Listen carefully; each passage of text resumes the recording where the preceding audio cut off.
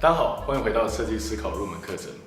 那在这个单元，我们要跟大家谈一个在原型制作阶段常常会使用到的工具——故事板 （Storyboard）。那故事板呢，它最早起源于漫画以及影像制作。举个例子，像最近我们常看到的电影《复仇者联盟》。那在一个电影制作之前呢，《复仇者联盟》的制片方他可能会制作一些像是翻页的故事板，来让其他人了解整个故事大概的脉络，以及它的过程会是什么样子。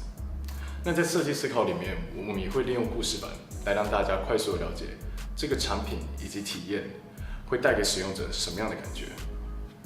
就像漫画一样，虽然漫画没有连续的镜头或者是声音，但是就有把特定具有代表性的镜头画出来，再加上一些旁白，我们也能够了解整个故事大概是在讲什么东西。而故事板也扮演类似的功能，让受作者能够了解产品以及服务体验、使用情境跟故事是什么。那讲到故事板，顾名思义，它代表了一个故事。那故事呢，通常是用3个东西来组成的。那这3个东西，我们再等一下也会不停的提到，分别是使用情境、问题以及解决方法。那这也是我们在进行设计思考的时候非常注重的3个东西。举个简单的例子，假设在很久很久以前，一个遥远的村庄里面，这就是使用情境。那村子旁边住着一条龙，这就是问题。于是村长找了一个勇者来打败这条龙，这就是解决方法。大家可以看到，有这个3个简单的要素，一个故事就可以出来。所以在故事板里面，我们要随时注意这3个东西有没有达到我们想要的效果。那故事板呢，我们现在了解它的功用之后，我们要来实际制作故事板。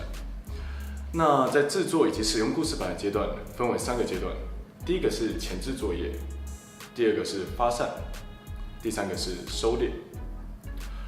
前置作业的目的是让团队成员在相同的资讯水平上去进行故事板的制作，也就是确保大家知道事情是一样的。那大家要知道哪些东西呢？分为2个要点。第一个要点是问题以及解决方法。那问题以及解决方法呢，就是在我们前面定义阶段所找出来的问题，也就是使用者会遇到的问题。那我们要达成的任务是什么？也就是在我们发散阶段想出来的解决方法。我们先把它写下来。那第2个就是使用者情境。我们会在什么样的情境下去使用这项产品或者是服务呢？那这个东西呢，是我们在观察以及访谈等等方式之中去收集到的使用者会在使用的情境脉络为何。当这些要点都回顾一遍之后，我们就确定了我们团队成员对于接下来要制作故事板建构的基础有一定的认识。那接下来我们就开始实际的制作故事板。第一个见到的就是发散阶段。那在前置作业中呢，我们已经了解了问题以及解方，还有使用者情境脉络。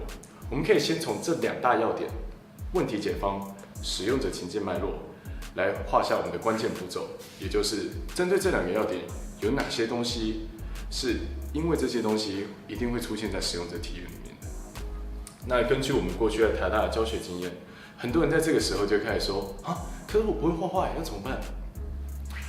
故事板或者说整个原型制作、整个 prototyping 的要点就在于简单、快速、便宜。所以我们鼓励大家，你不管你的绘画天分怎么样，其实对我们要传达的效果并不会有太大的差别。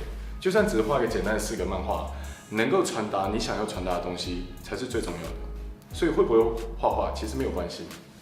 那除此之外呢，关于使用者所在的情境脉络，我们建议在故事板呈现时，有几个东西是大家一定要注意到的。那大家可以用简单的5个 W 1个 H 来记。Who， 整个故事里面有谁呢？ Where， 那在使用的时候会发生在哪里？ When， 我们会在什么的时候去使用这项东西？以及 What， 它是在做什么事情？ Why， 为什么这件事情会跟我们的产品以及服务有所连接？以及 How they feel， 他们的感觉又是怎么样的？简单来讲，这些都是故事的基本要素。所以，当我们能抓到这些故事的基本要素之后，整个故事板才能够真的带给受测者他想要体验到的东西。发散的步骤结束了，现在每个团队成员里面都有自己的故事板，我们要开始收敛每个人的点子。通常我们会将收敛分成3大阶段。第一阶段是背景介绍，也就是使用者所在情境。第二阶段，问题出现了，在这个情境脉络之下，我们碰到了什么问题？最后是第三个阶段，问题解决，也就是解决方法如何在这个情境之下解决这个问题。那特别要注意的是，在最后一个阶段，解决方法的步骤，我们必须要特别强调方案的独特性，也就是比起其他的解决方法，为什么这个最能打动使用者的心？那因为在刚刚的发散之中，团队成员画下的东西应该都是不一样的，因此在收敛步骤的时候，大家可以讨论出最具代表性，也最能够连断起故事的画格，留下那些画格就好了。最后完成收敛出的故事之后，我们要带着故事板去找使用者测试，并且收集回馈。那收集回馈的部分，我们可以要收集两个东西，第一个是问题定义的部分，第二个是解决方案的部分。问题定义的部分呢，我们要收集使用者是否同意他定义出来的问题，以及所在的情境脉络。那如果跟受测者认知有出入的地方，我们一定要捕捉下这些回馈，那作为迭代时候可以参考的东西。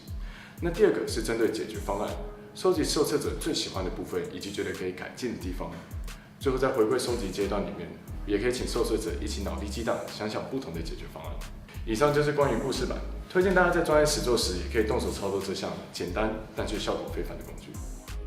看完了这支影片，是不是对于设计思考有更进一步的认识了呢？如果你有任何的问题，都欢迎你到底下留言，或是加入我们的脸书社团，一起与社团里的其他朋友进行交流与讨论哟。